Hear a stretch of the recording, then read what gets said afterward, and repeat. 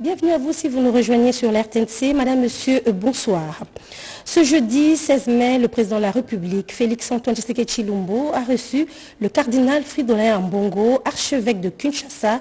Une occasion pour le cardinal Ambongo de clarifier certains propos qui avaient été véhiculés récemment sur les réseaux sociaux et qui avaient suscité des malentendus. Pierre Kibambeso Moïsa a signé ce reportage. Soucieux de donner tous les éclaircissements sur ces propos qu'il juge de malentendus sur les réseaux sociaux, le cardinal Fridolin Ambongo Besungu a été reçu ce jeudi 16 mai à la Cité de l'Union africaine par le président de la République Félix-Antoine Tshisekedi Tshilombo. Le cardinal s'est dit satisfait de cette rencontre qui lui a permis de faire la lumière au père de la nation sur les tumultes véhiculés dans les réseaux sociaux. Et tous les tumultes qu'on a entendus sur les réseaux ces derniers temps, j'avais souhaité rencontrer des chefs de l'État. Il m'a donné cette opportunité de les rencontrer aujourd'hui pour qu'en tant que responsable du pays d'abord, le président de la République et le cardinal du Congo, nous puissions faire la lumière sur différents points. Et je dois dire que ça a été un moment de clarification et là où les hommes se parlent, les choses sont claires. C'est avec ces sentiments de grande satisfaction et de gratitude vis-à-vis du chef de l'État que je sors de ce bureau. En fait, il y a eu plus des malentendus que de vrais problèmes. Et c'était la nécessité qu'on se rencontre, qu'on fasse la lumière sur tous ces sujets qui avaient peut-être créé des malaises. Et maintenant, quand on se parle, tout devient clair. Je crois que nous nous retrouvons sur un seul point. En tant que chef de l'État, son souci, c'est le bien du peuple congolais. Et il s'implique corps et âme pour que ce pays puisse retrouver sa sérénité, sa respectabilité sur la scène internationale. C'est un combat qu'il est en train de mener, le souci du peuple congolais. De notre part, en tant qu'Église, notre souci, c'est aussi le bien de ce même peuple, le peuple congolais. Et étant donné que l'objet de notre préoccupation est le peuple congolais, en fait, nous sommes condamnés à travailler ensemble, main dans la main, pour le bien de notre peuple, pour le bien de notre pays qui aujourd'hui est en péril à cause de la voracité de pays voisins comme nous connaissons. Face à l'agression de la RDC par le voisin, le Rwanda, il faudrait une convergence de vues et de pensées pour le bien de la nation et du peuple congolais. C'est ce qui ressort de cette entrevue. Monseigneur Audrey Yevchouk, chargé d'affaires à la nonciature apostolique, a pris part à la rencontre.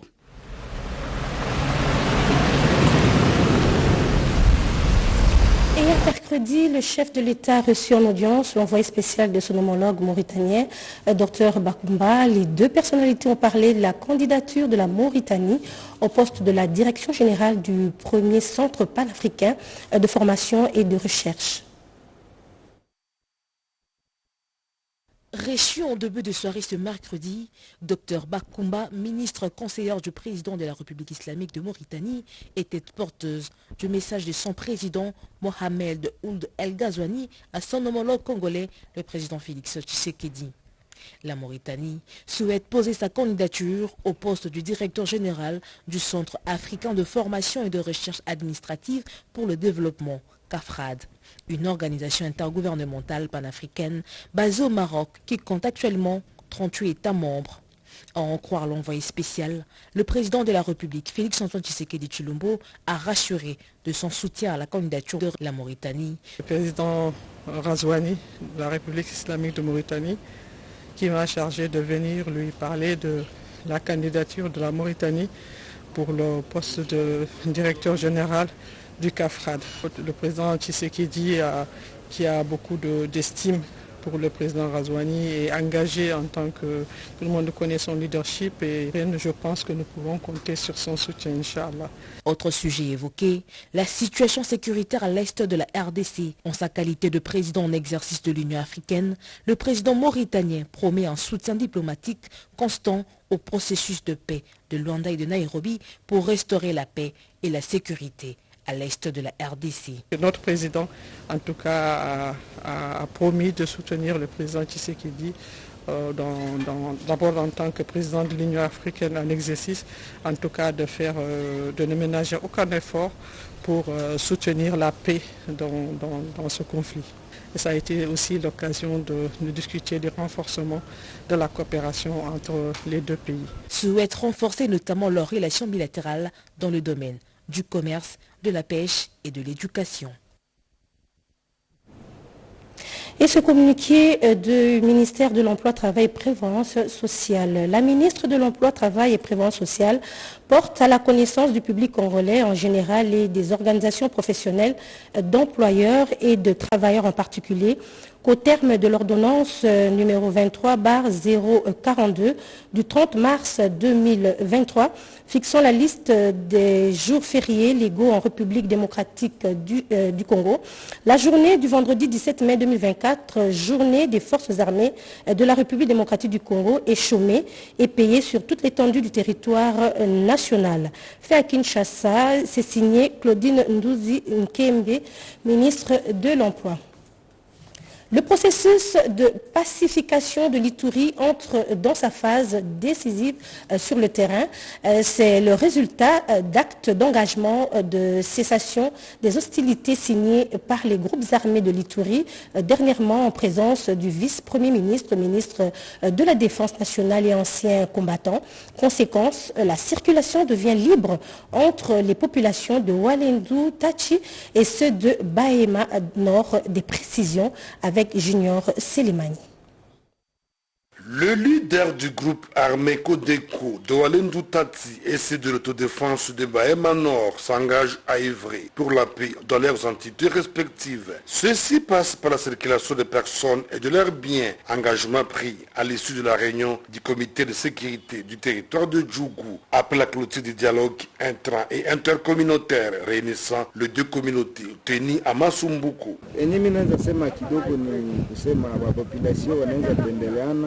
L'épée que je peux dire, les habitats se fréquentent mutuellement. Et nous qui prenons les armes, pour les protéger, il nous faut être vigilants à les protéger en cours de route. Que toutes les populations cohabitent comme ce fut le cas. Un motif de joie pour le chef de secteur de Walendu Tati, Joël Mandé, parlant au nom de son collègue de Bahema Nord. Qu'ils doivent veiller sur chaque population, que ce soit population M, qui passe dans la région Lendu, ils doivent veiller sur cette population, les protéger avec ses biens. De la même chose, si c'est Lendu qui passe dans la cité Hema, là où il y a l'autodéfense aussi doit prendre l'air, les protéger aussi. C'est ça les grands souhaits. Et nous, les chefs coutumiers, il y a eu beaucoup d'autres recommandations, même pour nous, les chefs. Nous sommes présents avec la population ici. Avec s'il y a des problèmes, avant de vilipender des situations, dans des radios, dans des réseaux sociaux, nous-mêmes qu'on puisse rester d'abord ensemble et voir, faire des enquêtes et trouver qui étaient les commanditaires. Si c'est l'autodéfense ou si c'est Codeco, chacun puisse prendre sa responsabilité devant ce qui va se passer. Cette initiative de paix, pilotée par l'administration militaire de l'Ituri avec la participation du PDDR16, CPM, Justice Plus, ASIAR, FOMI et ACRA, intervient après la signature des actes de cessation des hostilités devant le vice-premier ministre et ministre de la Défense nationale Jean-Pierre Bemba Gombo lors de son dernier séjour à Bunia. Le bureau du Conseil supérieur de l'audiovisuel et de la communication CESAC vient de suspendre à titre conservatoire pour une durée de 30 jours à dater de la notification de la présente l'émission Bossolona politique officielle sur tous les médias opérant en République démocratique du Congo. En attendant la décision finale de l'Assemblée plénière, le directeur des programmes accompagné du présentateur de l'émission sont attendus au Conseil pour présenter les moyens de défense. Le procureur général près le Conseil d'État est prié d'apporter son concours à la bonne exécution du présent acte qui entre en vigueur à la date de son adoption. Fait à Kinshasa le 15 mai 2024, Bosembe Lokando Christian, président, et Kabamba Kassongo Oscar, rapporteur. C'était hier l'inhumation des victimes des bombardements du camp de Mugunga. Après cette cérémonie émouvante, Vision Fachi rénovée dans le Haut-Katanga salue la mémoire de ses compatriotes. Cédric Enina. 35 corps ensevelis sous les couleurs nationales, l'émotion est grande et touche toute la République, révoltée face à la barbarie de l'armée rwandaise. C'est le cas de la Vision Fachi rénovée, qui, au-delà de compatir avec les familles des victimes, a repris son discours mobilisateur autour du chef de l'État Félix-Antoine Tshisekedi face à l'agression rwandaise. Nous sommes dans le Haut-Katanga, précisément dans la ville de Lubumbashi. Une campagne d'éveil patriotique portée par Kalimboui, président national de la Vision Fachi rénovée, qui a saisi l'occasion pour saluer l'élection au Sénat du gouverneur Jacques Kabula Katoué et ses réalisations pour le Haut-Katanga. Des réalisations qui viennent, selon lui, en appui aux 5 ans du dernier mandat du chef de l'État et actuellement aux 6 axes prioritaires de son nouveau quinquennat.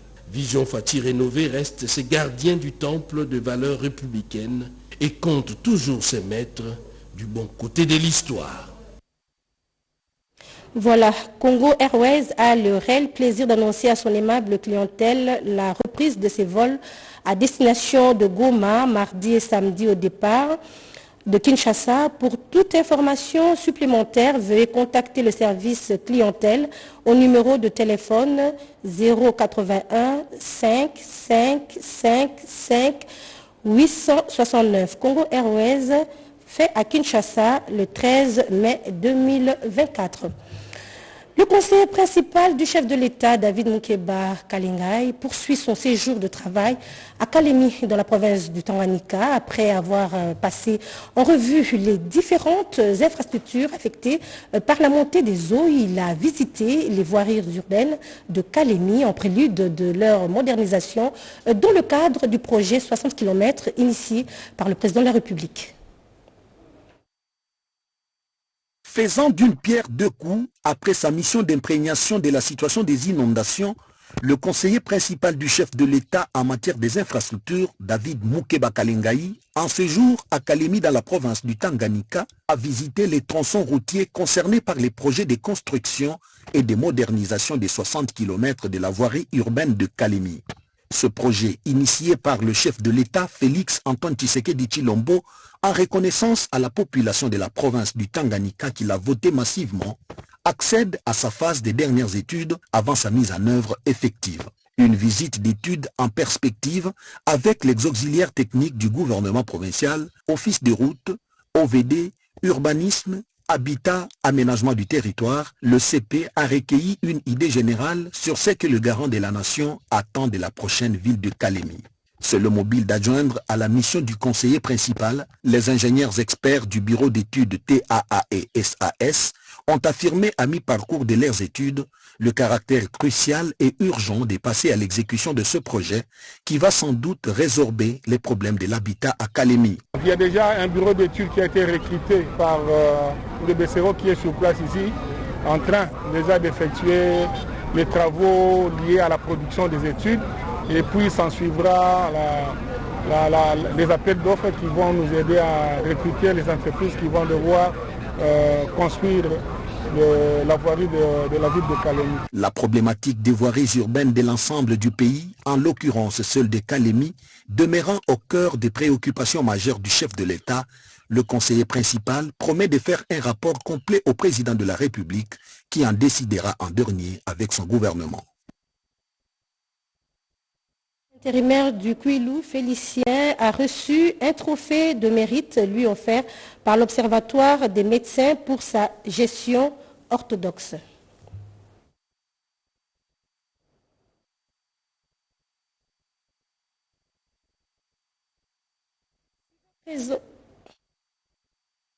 Parmi les invités de Marc séjour au gouvernorat de la province du Kouilou figurent ces jeunes professionnels de médias, membres de l'Observatoire de médias pour le changement et l'émergence du Congo, venus pour décerner un diplôme d'honneur et de mérite au gouverneur ad intérim du Kouilou.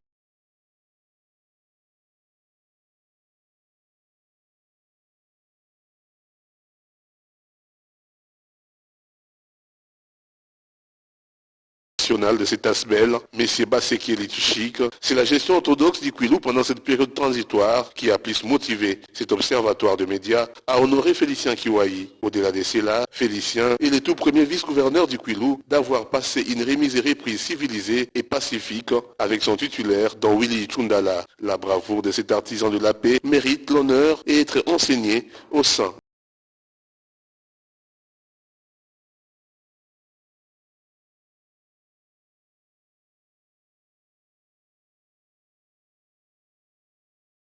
geste inattendu, le gouverneur Félicien Kiwayi glisse quelques phrases. Moi, une surprise que vous puissiez conjuguer l'effort de quitter des milliers de kilomètres de Kinshasa, où vous nous avez suivis à distance, où c'est par quelle technique, pour savoir ce que nous sommes.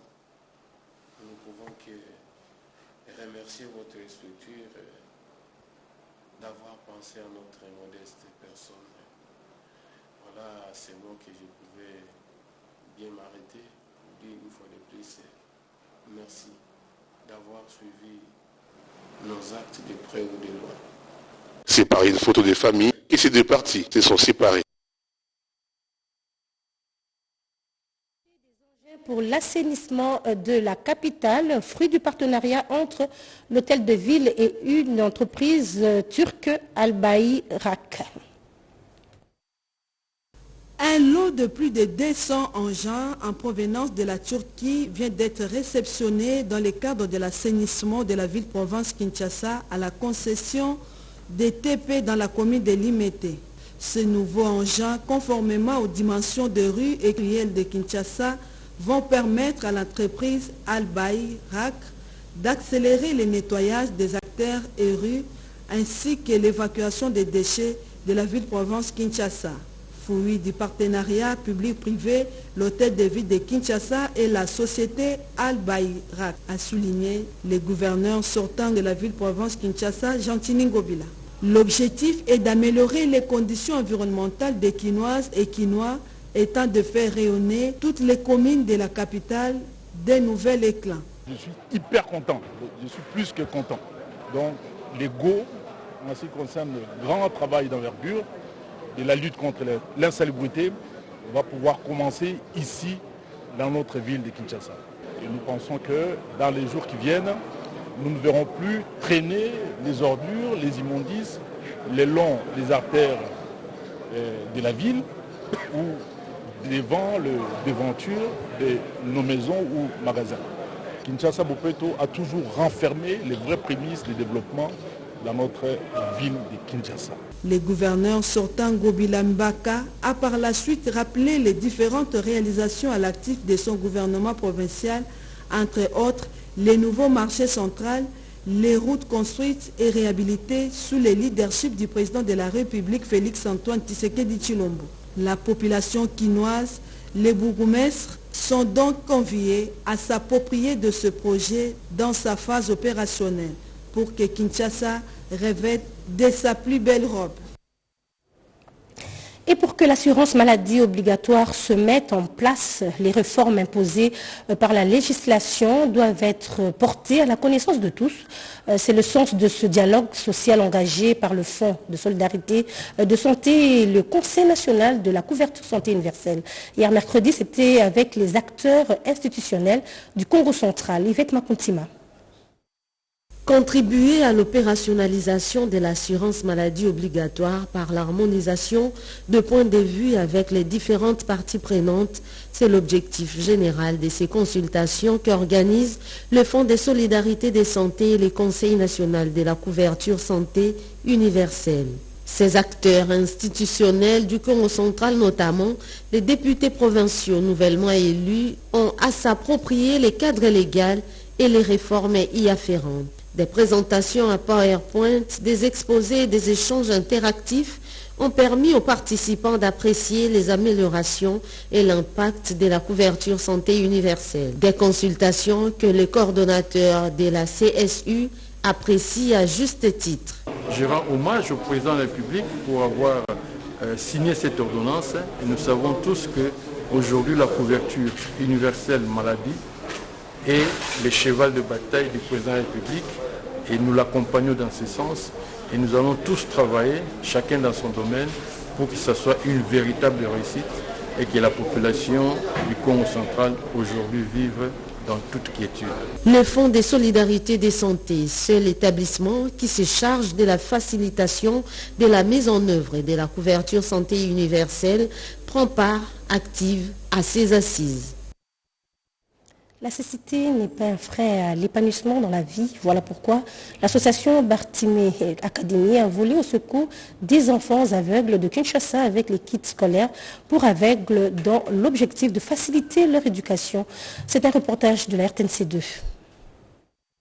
C'est dans le but d'apporter du soutien aux enfants aveugles du centre pour handicapés de Kinshasa qui rencontrent de très grandes difficultés dans les domaines de l'éducation, de la formation et dans l'insertion sociale que l'association Bartimé Académie, une association française, a posé ses gestes de cœur.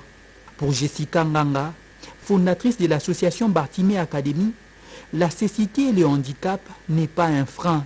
On est venu les encourager à être déterminés comme Bartimé, c'est-à-dire que ne pas laisser la situation de cécité nous retenir pour ne pas avancer. Voilà, je leur ai demandé de se lever et d'aller de l'avant parce que tout est possible. Tout est possible. La cécité n'est pas un frein, le handicap n'est pas un frein. Il suffit juste d'avoir de la détermination, de la persévérance et de la volonté et surtout de la foi. Monsieur Vérol, membre de l'association Bartimé Académie, a appelé les parents des enfants aveugles à militer pour la formation de leurs enfants. La déficience visuelle n'est pas un frein. Au contraire, il faut l'utiliser comme étant une force. Et le message aussi que j'aimerais passer aux différents parents, si vous avez des enfants ayant cet handicap, les conduire dans ces écoles spécialisées afin que ces enfants soient formés et afin que ces enfants aient un avenir aussi parce qu'ils le méritent. Ce sont des enfants qui doivent s'épanouir aussi dans la vie quotidienne.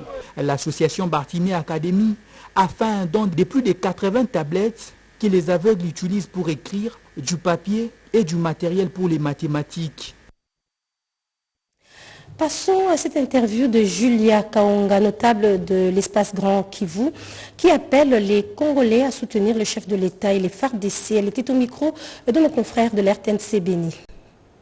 Il faut absolument barrer la route aux ennemis de la République et faire échec à toute forme de manipulation de la jeunesse. La jeunesse congolaise dans son ensemble doit ouvrir l'œil et les bons face aux préjugés de l'extérieur en matière de sécurité. Julia Kaonga, notable de l'espace Grand Kivu, a saisi cette opportunité pour interpeller la jeunesse de tous bords à se souder les coudes en vue de soutenir la vision du chef de l'État, Félix Antoine Tshisekedi Tshilombo, d'un Congo fort, debout et prospère. On ne peut pas se sentir bien si la main ou le pied est malade. L'Est du pays, c'est le corps en fait de la République démocratique du Congo. Nous sommes ensemble et personnellement, je vous prie de rester soudés et de faire confiance et de garder espoir. À chaque fois que nous apprenons que nous avons nos frères qui sont morts au niveau de Goma par cette guerre, ça m'attriste. J'envoie mes sincères condoléances à mes frères et sœurs de Goma qui pleurent d'une manière ou d'une autre à cause de cette guerre qui nous est imposée injustement. Ce n'est pas une malédiction d'être un pays riche, c'est une bénédiction. J'ai confiance au gouvernement et j'aimerais que la population fasse confiance au gouvernement. Restez soudés, restez unis, ne perdez pas espoir que Dieu nous accorde tous la paix. Il revient à la jeunesse congolaise de donner des réponses appropriées face à l'impérialisme et à l'ingérence extérieure. Et puis le directeur général du Centre d'expertise, d'évaluation et de certification des substances minérales précieuses et semi-précieuses, Mwamba Nikou a reçu un diplôme et un trophée pour sa gestion, son engagement et sa bonne gouvernance au sein de son entreprise par l'ASBEL Émergence Plus. Autre détail avec Jojo Ndibou.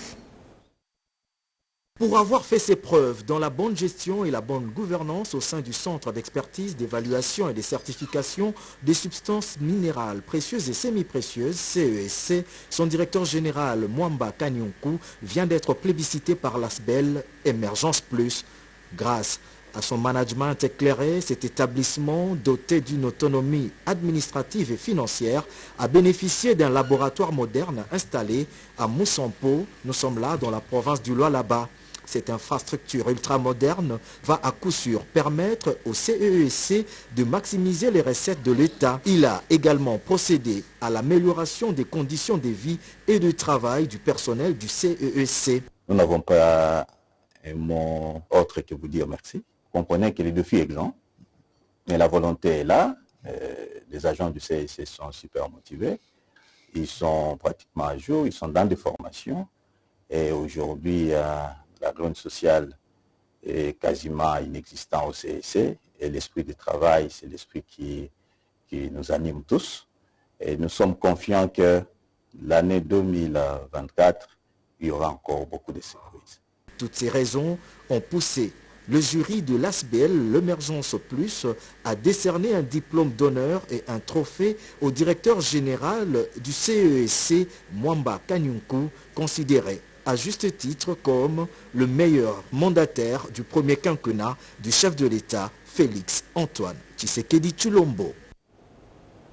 Bientôt vers la solution des paiements du solde des agents et retraités de Daipen, le chargé de mission, l'ingénieur Ambroise Kazumba, a apporté la vraie information sur l'évolution de ce dossier au cours d'une réunion tenue avec tous les agents et cadres de Daipen.